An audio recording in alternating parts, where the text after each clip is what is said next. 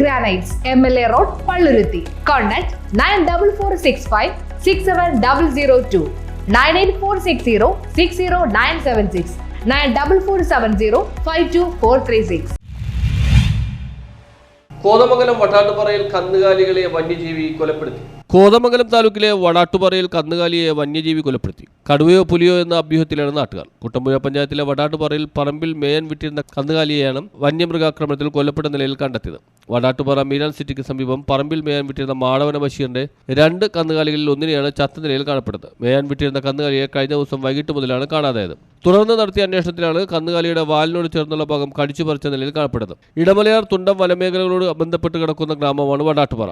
അതുകൊണ്ട് തന്നെ കന്നുകാലിയെ കൊലപ്പെടുത്തിയതിൽ ഏത് വന്യജീവി എന്നറിയാതെ നാട്ടുകാർ ഭീതിയിലുമാണ്. വിവരം അറിഞ്ഞെത്തിയ വനപാലകർ പ്രാഥമിക പരിശോധനകൾ നടത്തി. പുലിയാണെന്നാണ് വനം വകുപ്പിന്റെ പ്രാഥമിക നിഗമനം. മേൽനടപടികൾ സ്വീകരിച്ചിട്ടുണ്ടെന്നും നഷ്ടപരിഹാരം നൽകാനുള്ള നടപടി കൈക്കൊള്ളുമെന്നും വനപാലകർ അറിയിച്ചു.